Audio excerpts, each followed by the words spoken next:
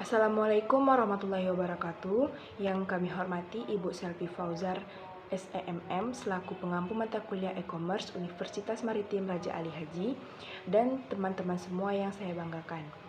Kami kelompok 1 kelas 33 mata kuliah e-commerce akan mempresentasikan hasil kerja kelompok kami mengenai pengenalan e-bisnis, e-commerce, dan dasar e-commerce.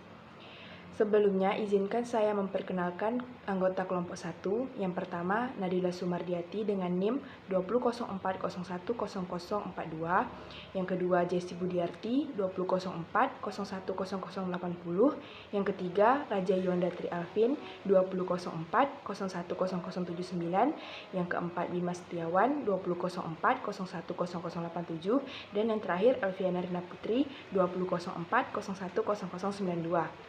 Untuk tidak memperpanjang pembukaan, langsung saja kita kepada pembahasan yang pertama. Pembahasan pertama mengenai pengenalan e-bisnis, e-commerce, dan sejarah perkembangannya. E-bisnis merupakan bentuk kegiatan bisnis yang dilakukan dengan menggunakan teknologi internet. E-bisnis memungkinkan suatu perusahaan untuk berhubungan dengan sistem pemrosesan data internal dan eksternal mereka secara lebih efisien dan fleksibel.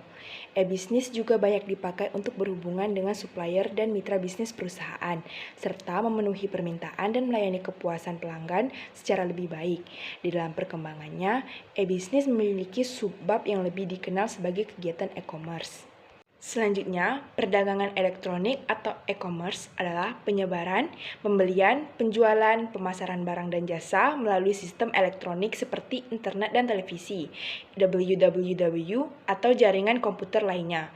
Perkembangan e-commerce di Indonesia sendiri telah ada sejak tahun 1996 dengan berdirinya di Viacom Intraboom atau Dinet sebagai perintis transaksi online.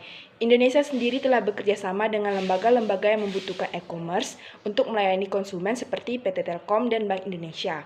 Selain itu, ada pula 7 situs yang menjadi anggota e-commerce Net Indonesia seperti Plaza.com, Interaktif Mall 2000, Officeland, Kompas Cyber Media, Mizan Online Telecommunication Mall, dan Telkomsel.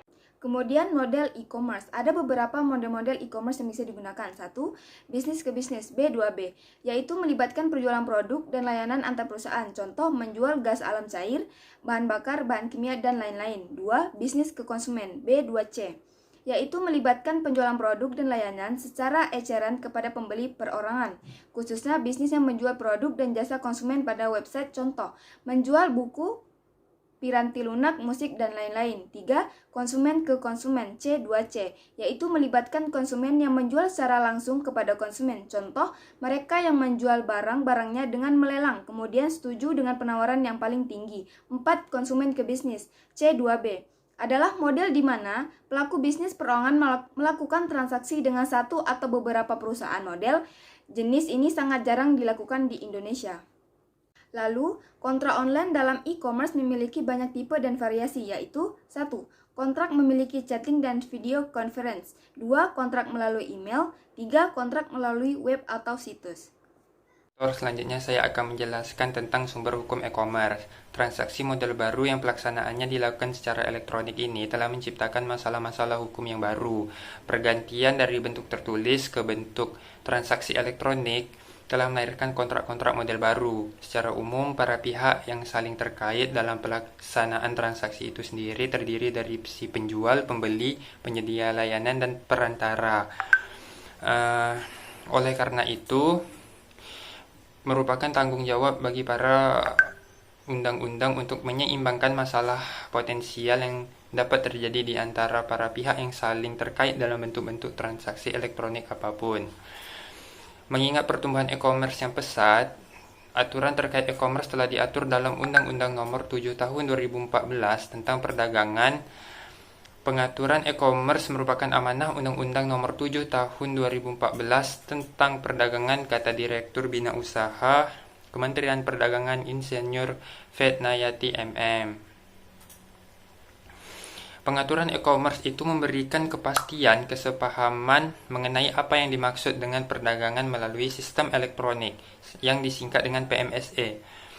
dan memberikan perlindungan dan kepastian pastinya kepada para pedagang, penyelenggara PMSA itu sendiri, dan konsumen dalam melakukan kegiatan melalui sistem elektronik. Selanjutnya, saya akan menjelaskan kelebihan dari e-commerce.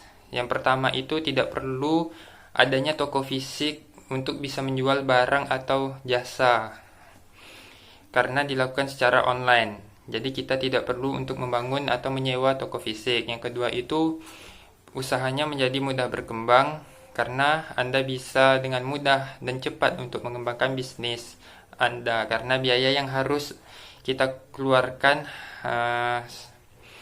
tidak sebanyak jika kita membangun toko offline. Yang ketiga itu tidak putus kontak saat melakukan belanja online karena setiap pembeli dengan si penjual itu pasti selalu melakukan kontak, bahkan dengan mengisi data yang lengkap. Nah, dalam e-commerce itu terdapat beberapa kekurangan. Salah satunya ialah pembeli tidak bisa melihat barang dagangan secara langsung. Nah, di situ pembeli itu bisa terjadi penipuan oleh pihak penjual karena barang bisa tidak sesuai dengan gambar. Nah, kekurangan lainnya ialah adanya resiko. Nah, di sini resiko ini bisa terjadi resiko seperti yang saya sebutkan sebelumnya, resiko bahwa gambar tidak sesuai dengan barangnya ataupun barangnya tidak sesuai dengan gambar yang telah diberikan. Nah, selanjutnya ada manfaat dari munculnya e-commerce. Nah, salah satunya ialah mempermudah komunikasi antara konsumen dan produsen dan juga mempermudah pemasaran baik itu promosi barang atau jasa. Nah, memperluas jangkauan calon konsumen dengan pasar yang luas. Mempermudah proses penjualan dan pembelian. Mempermudah pembayaran karena dapat dilakukan secara online. Mempermudah penyebaran informasi. Ingin menjelaskan tentang konsep dasar e-commerce. Pertama, automation. Otomasi bisnis, proses sebagai pengganti proses manual. Kedua, streamlining atau integration, proses yang terintegrasi untuk mencapai hasil yang efisien dan efektif. Konsep just in time. Ketiga, publishing, kemudahan berkomunikasi dan berpromosi untuk produk dan jasa yang diperdagangkan atau konsep electronic cataloging. Yang keempat, interaction, pertukaran informasi atau data antara pelaku bisnis dengan meminimalisasikan human error atau konsep electronic data interchange.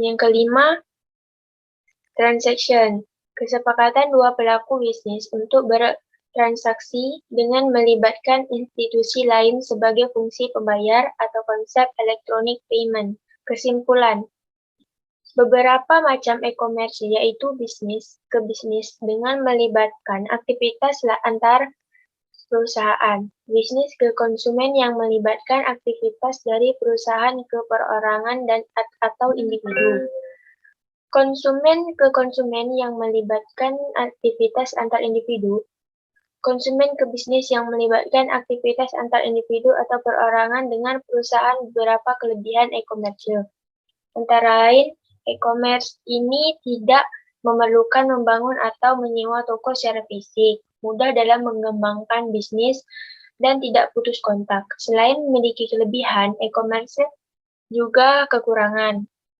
yaitu tidak dapat melihat produk barang atau jasa secara langsung, memiliki risiko besar terutama jika memasarkan produk pada website yang tidak menjamin keamanan, dan tingginya persaingan harga antar toko. Sekian presentasi singkat dari kelompok 1. Saya selaku moderator memohon maaf apabila terdapat kekurangan. Akhir kata saya ucapkan wabillahi taufiq wa hidayah. Wassalamualaikum warahmatullahi wabarakatuh.